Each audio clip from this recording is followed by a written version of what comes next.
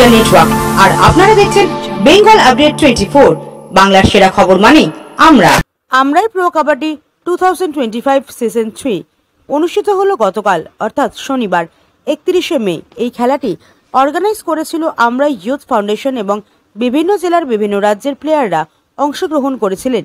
হরিয়ানা, আসানসোল, আমলোকা, আমরাই, পিএসপি পরিবার ও সরপি আরও বিভিন্ন জায়গার সব প্লেয়াররা এখানে অংশগ্রহণ করেছিলেন এবং এই অনুষ্ঠানে উপস্থিত ছিলেন পশ্চিমবঙ্গ সরকারের গুরুত্বপূর্ণ পঞ্চায়েত এবং সমবায় মন্ত্রী মাননীয় শ্রী প্রদীপ মজুমদার মহাশয় ও পশ্চিম বর্ধমান জেলা সভাপতি মাহফুজুল হাসান মনু ও পিএসপি পরিবারের কর্ণধার সন্দীপ শিকদার ও আমরা ইউথ ফাউন্ডেশনের সদস্য শেখ শরীফুল ও শেখ আনসার, আমরা ইউথ ফাউন্ডেশনের অন্যান্য সদস্যবৃন্দ।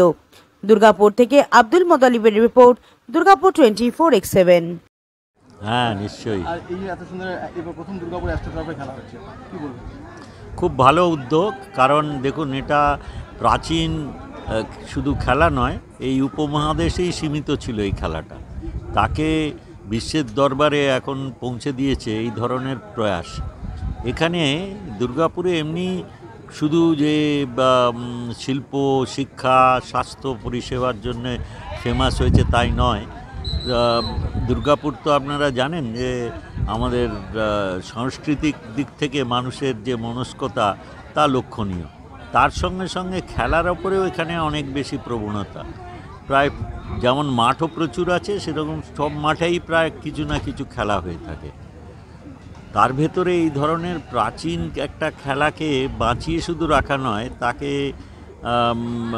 মানুষের কাছে এইভাবে প্রেজেন্ট করা। অ্যাস্ট্রো টার্ফে করা মানে কি, যে নতুন প্রযুক্তিগত যেসব উন্নয়ন হয়েছে সেটা এই খেলার মাঠেও প্রয়োগ করে খেলাকে আরও বেশি আধুনিক করে তোলার প্রচেষ্টা, মানুষের কাছে আকর্ষণীয় করা। এগুলো কি আমাদের এই যে প্রত্যেকটি খেলাধুলো বা আমাদের সমাজে যত রকমের বিনোদনের আগেকার ব্যবস্থা ছিল তার কতকগুলো কারণ আছে যার জন্যে এগুলো অনেকগুলো টিকে গেছে, অনেকগুলো বিলুপ্ত হয়েছে। এও প্রায় বিলুপ্ত হয়ে যেত বর্তমানে যে ধরনের মানসিকতার সৃষ্টি হয়েছে বিভিন্ন প্রযুক্তিগত উন্নয়নের সঙ্গে। কিন্তু এই ধরনের কিছু উদ্যোক্তা, যেমন এইখানে আমাদের আমরাই প্রো কাবাডি যারা এই প্রতিষ্ঠান, তারা দেখুন কাবাডিটাকে শুধু বাঁচিয়ে রেখেছে তাই নয়, আরও বেশি জনপ্রিয় করে তোলার চেষ্টা করছে। এই হারিয়ে তো যায়নি, উপরন্তু এটাকে আরও বেশি উজ্জীবিত করছে। এগুলোই দেখে আর সেই জন্যই আশা যে এই উদ্যোগকে উৎসাহ দেওয়া মানে আমাদের যে প্রাচীন ভালো ভালো জিনিসগুলো সেগুলো যারা ধরে রেখে মানুষের কাছে ফের পরিবেশন করছেন, তাদের আকৃষ্ট করার চেষ্টা করছেন, সেগুলোকে উৎসাহ দেওয়ার এই প্রয়াস। বলছি এই যে খেলা কাদের উদ্দেশ্য করছে এবং কারা করাচ্ছে এবং কতগুলো টিমকে নিয়ে এই খেলা? এটা আমাদের আমরা ইউথ ফাউন্ডেশনের ট্রাস্ট থেকে খেলাটা করাচ্ছি। প্রত্যেক বছর করায়, এবছর সিজন 3। এখানে অংশগ্রহণ করেছেন প্রায় 16 দল, যেখানে আপনার বিহার থেকে এসছে 4টে দল, 4-5টা দল এসছে। কলকাতা থেকে আছে 3টে, তারপর আছে বাঁকুড়া, পুরুলিয়া, পাণ্ডেবসর, বানপুর, এরকম করে 16টি দলের আমরা খেলা অংশগ্রহণ করেছি আজকে। এই খেলায় কোনো এন্ট্রি ফি আছে? না, এই খেলা কোনো এন্ট্রি ফি নাই। এই খেলা একদম 1 টাকা এন্ট্রি ফি। প্রাইজ মানি কি আছে? প্রাইজ মানি আছে, ফার্স্ট প্রাইজ 30,000 এবং সেকেন্ড প্রাইজ 20,000 টাকা।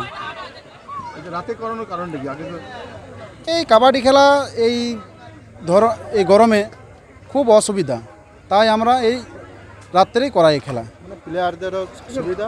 বলছি এইখানে দেখা গেল কবাডি তো এমনি ন্যাচারাল দেখা যায়, এমনি মাঠের মধ্যে খেলা হয়, এইখানে ম্যাটের মধ্যে খেলা হয়, এটা কি? হ্যাঁ, এই খেলা আমরা প্রথম উদ্যোগ নিয়েছি যে আমরা এই খেলাটা মেটেই করাবো। তো আমরা এই প্রথম মেটে করাচ্ছি। আমরা এই গ্রামে এর আগে কোনো খেলা মেটে হয়নি। এই খেলাতে আমরা দেখছি যে ম্যাক্সিমাম প্লেয়ার, পুরো কাবাডি প্লেয়ার যারা ন্যাশনাল ইন্টারন্যাশনাল খেলেছে তারা সবাই এসেছে, সেই জন্য আমরা মেটে খেলাটা করেছি। কদিন চলবে এই খেলা? এই খেলা একদিনেরই খেলা। বলছে এই যে খেলার যে বিবেচনা করার জন্য বা এই রেফারিগুলো আমাদের